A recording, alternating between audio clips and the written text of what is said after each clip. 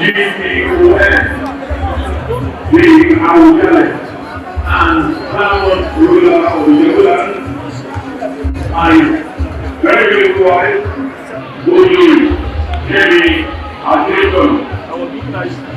The Excellency, my father, Abiodun, Ojude,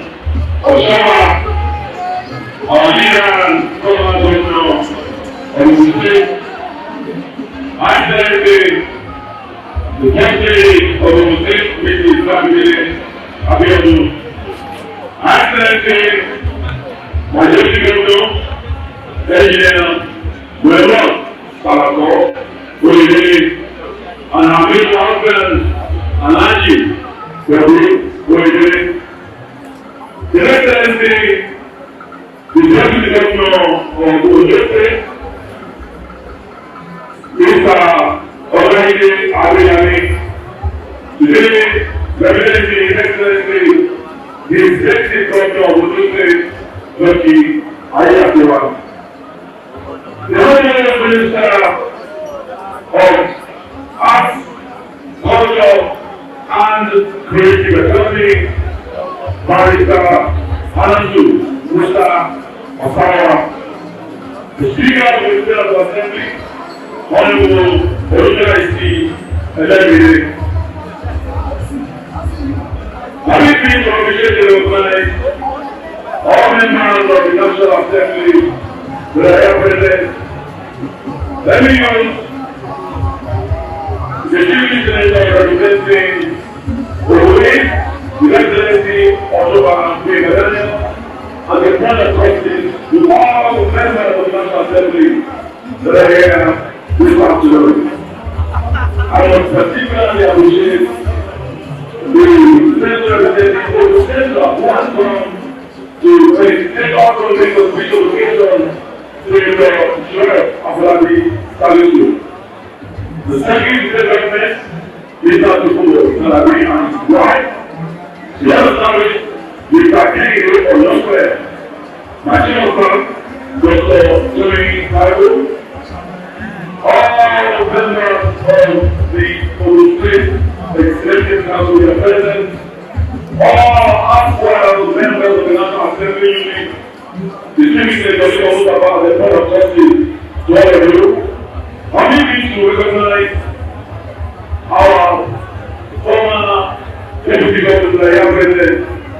I'm here to appreciate the organized, in particular His Excellency, with Shegun and Her Excellency, with the Yesterday or London.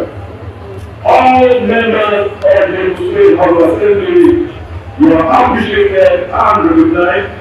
All members of the Body of Permanent Secretaries, I will be at this point to recognize all the high chiefs of the Yoruba Abiodun, Dr. Sorifu Ojude, Ojude, Alaji, Abiodun, Yashwani Ojude, as a point of trust to all our high schools here this afternoon. I'd like to, at the same time, appreciate the Executive Chairman of the Yoruba Government, Honorable Abiodun, the Chairman of our Planning Committee 2025, who also known as the Chairman of the National Elder Advisory Council, Chief Ojude, all members of the Yoruba Council, you are appreciated. All members of the Council of Outer Chief, you are recognized. All members of the Council of Sudan, you are recognized. All representatives, all sponsors, all other very distinguished and eminent personalities that are here for far and wide, all other sons and daughters of the Yoruba, you are all today appreciated and recognized. As a matter of fact, let me recognize all those who have come to share in our joy today, so they don't be from the Yoruba, but because this festival is now of international purpose and importance, people have traveled from far and wide to be here. I want to thank and appreciate all of you. Gentlemen of the press, ladies and gentlemen. Today, I will also dedicate upon the Assembly together not merely celebrating patiently and legacy, but all the spirit of the unity that bridges our industrial past with a wonderful future. Let me begin by saying what I highly regard the moment, His Imperial Majesty, Dr. C.U. Kennedy Abiodun, GCOS, Obama II, the Abiodun, and Paramount Ruler of Lebanon, and his beautiful wife, Ojude. Currently, the men have not only preserved the standard dignity of the Ojude road, but have also ushered the relation of cultural expression that reflected the global standing of the Ojude, the rising boundaries, progressive leadership, and the enduring future related to a very natural world. Currently, we are profoundly grateful for your unwavering service. I also especially would like to appreciate and acknowledge the further appreciation His Excellency President Bola Ahmed Tinubu Chief the President and Commander-in-Chief of the Forces of the Federal Republic of Nigeria. The visionary review agenda continues to steer our country towards national leadership. Your Excellency, we will just stand firmly aligned with your vision of inclusive growth, growth empowerment, and global collaboration.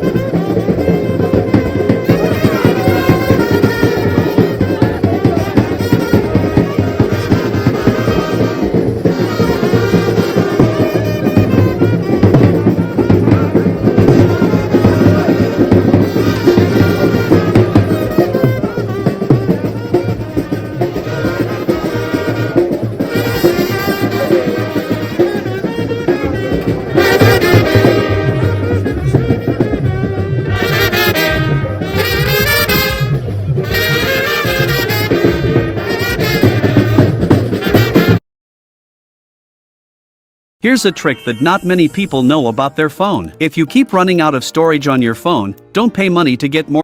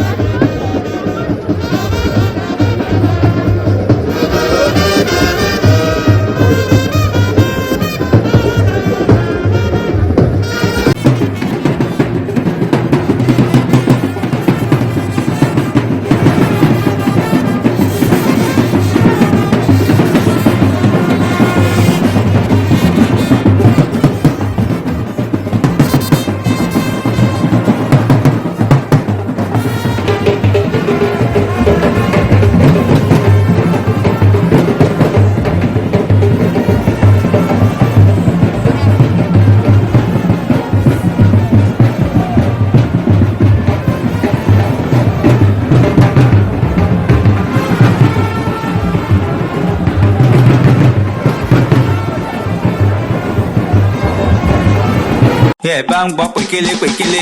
Yẹ bá ń gbọ́ pékélé pékélé. Yẹ bá ń gbọ́ pékélé pékélé. Yẹ bá ń gbọ́ pékélé pékélé. Ẹ má yà sọ́tún ẹ má yà sósì. Ẹ má yà sọ́tún ẹ má yà sósì. Ẹ má yà sọ́tún ẹ má yà sósì. Ẹ má yà sọ́tún ẹ má yà sósì. Sanfatis ní ẹ jẹ́ ká lọ. Sanfatis ní ẹ jẹ́ ká lọ.